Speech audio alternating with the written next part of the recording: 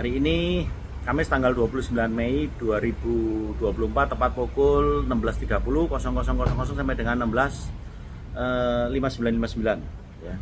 Berikutnya itu saya bahas tentang hibah dan waris sekaligus wasiat ya. Nah, kalau dilihat daripada track record ya, ini saya untuk menjawab beberapa pertanyaan daripada wartawan ya. Itu biasanya mesti yang diomongnya mesti ini apa tentang warisan yo.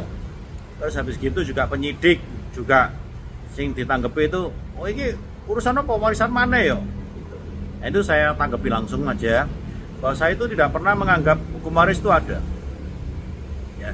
Begitu juga wasiat itu tidak ada. Yang ada itu hibah ya, jadi saya juga berharap ya, kalau ada pengacara yang saya temui di pengadilan itu kita yang fokus lebih baik, kita itu memfokuskan diri itu ke hukum hibah. Kenapa gitu? Karena hibah itu adalah hak prerogatif daripada ayah kandung, bukan ibu kandung, tapi ayah kandung ya. Kita ini kan mengikuti patriarki, kecuali kalau orang Padang itu garis keturunan matriarki. Tapi kalau rata-rata di Pulau Jawa ini patriarki ya, jadi kalau nanti ada ibu itu menurut saya adalah makin memperumit masalah. Misalnya si A, ayah kandung kita itu memilih A, jawaban A, ibunya B, anaknya jadi bingung mau ikut A atau B ya toh. Jadi saya simpulkan aja, saya ikuti garis darah itu patriarki.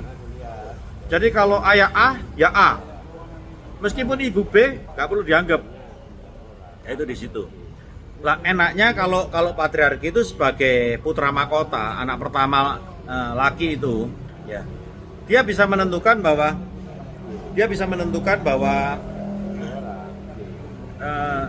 saya ketemuannya sama ayahku tok ae.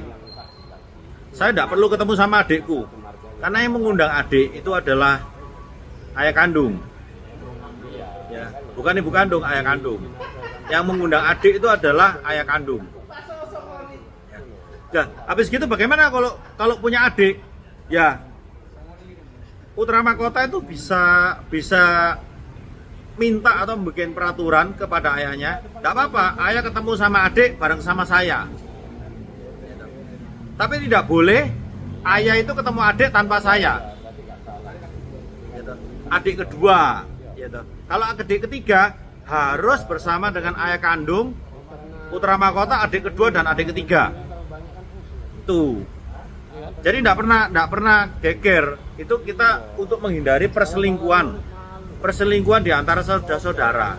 Ya, tapi kalau ini tidak diterapkan, maka ayah kandung itu bisa ke putra mahkota, bisa secara tersembunyi menemui adiknya. Lah itu nanti bikin masalah. Ya itu di situ. Lah kalau itu berarti ayah kandung itu sudah harus bisa menentukan putra mahkota ini talentanya di bidang apa. Misalnya di dealer Toyota ya dealer Toyota. Yang kedua itu di bidang apa? Di bidang makanan ya makanan. Yang ketiga itu di bidang apa? Misalnya sepeda motor ya sepeda motor. Ya, itu di situ. Nah, kalau hukum waris itu dianggap semua sama. Lebih baik daripada tidak ada. Itu hukum waris. Nah, secara hukum alamnya mana ada yang sama? Kalau sama semua, maka kita lahir semua sama aja, barengan pada hari yang sama, pada jam yang sama, detik yang sama. Itu baru bisa. Nah, tapi kalau yang pertama 3 tahun lebih tua daripada yang kedua, yang ketiga 5 tahun lebih tua daripada yang pertama. Lah kalau sama berarti kan nganggep putra mahkota itu bodoh. Ya toh. Goblok berarti, ya toh. Wong lahir disian kok iso podo, apalagi kalah yo pasti geger. Yang bener itu hibah. Ya. Sehingga jika hukum waris itu diterapkan, maka biasanya mesti tengkar. Itu adalah menurut saya itu adalah salah satu aduan ya, ayah kandung itu mengadu sesama saudara ya dong. Itu sih. Tapi kalau misalnya hukum hibah itu duel, ibaratnya golf itu sudden death playoff. Jadi misalnya ada 30 petarung golf gitu ya, nanti yang terakhir itu mesti sudden death playoff gitu. Nah itu ayah kandung sama putra mahkota, mana yang lebih kuat gitu, di situ tuh ya. Lah kalau wasiat lebih bocing nih lagi ya, bisa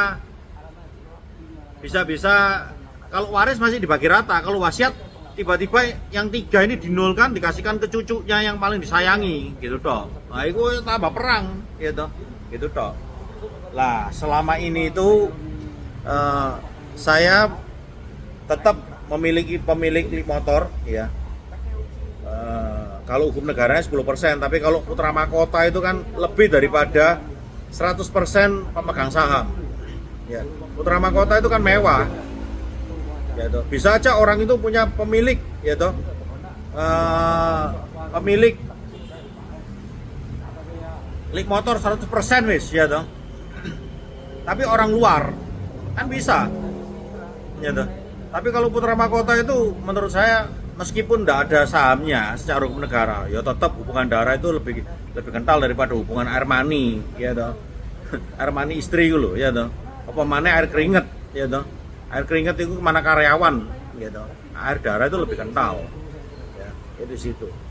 Lah kentalnya air darah itu antara yang pertama sama kedua ketiga ya pasti beda. Kalau yang pertama itu biasanya alatnya itu masih bagus semua ya toh. Ibu saya juga ketika dinikahi saya masih perawan lah ya toh. Ayahku ya masih perjaka. Lah yang kedua ketiga itu lah wis bekas-bekas sih, bekas dedelan ya toh. Gitu toh. Situ ya. Jadi istilahnya yang dikejar kalau putra mahkota itu adalah bukan sayang tapi ya itu nggak mau cuman sayang, mintanya tersayang gitu ya. Kalau sayang toh berarti waris, kalau tersayang berarti hibah, itu benar ya toh. Tuh oke, kira-kira itu yang bisa saya jawab. Untuk hukum waris itu tidak pernah ada, hukum wasiat itu juga tidak pernah ada. Nah itu adalah salah satu cara untuk membunuh iblis ya, adalah dengan tidak percaya bahwa iblis itu ada. Salah satu cara untuk membunuh Tuhan juga sama. Ateis itu, bukan saya, kalau saya percaya Tuhan. Ateis itu mereka tidak percaya Tuhan, maka mereka membunuh keberadaan Tuhan. Itu ateis ya, dari situ. Nah sekarang hukum waris itu anggapan tidak ada, bahkan dibunuh hukum waris. Begitu juga dengan hukum wasiat itu tidak ada. Jadi Mulyanto saya tegaskan, ketika suatu hari meninggal ya, jangan coba-coba ono pengacara nggowo map menghadap saya. Terus pasti saya buru dan saya bunuh pengacarane iku. Pokoknya saya sakarepku dhewe ae. Beli motor gotekku ya gotekku. Honda motor 99 punyaku. Sakarepku. Ya saya adalah putra mahkota, saya adalah rajanya. Adik itu apa kata saya? Segitu toh. Kalau nggak seneng ya silakan adik membunuh saya. Kalau nggak seneng ya adik saya buru dan saya bunuh. Mari toh, beres. Enak toh. Sama mister tuh enak, jelas di depan. Kalau kanjing, bahasa Cina kanjing, sayang, ya pasti saya sayang. Gitu. Tapi kalau Pak Sherman itu masukkan saya ke Polres tanggal 11 Februari 2021, kena laporan palsu, wong dia jatuh sendiri, diburu dia lari, jatuh sendiri. Saya yang dimasukkan penjara. Saksinya Beni Pramono itu, Jatanras Polrestabes Surabaya, ya. Sampai saya dipukulin, ditendang, sini saya patah, hidung saya retak, ya. Jok harap anjingku Sherman. Itu juga dengan Kresta itu yang bayar uang kamarnya itu 3 juta ke kepala kamar ya. Ojo harap ketemu sama saya ya, itu aja. Sak bojo anakmu ojo harap ketemu saya. Disiku tok. Sekian, terima kasih. Hidup hukum hibah pasti transfer.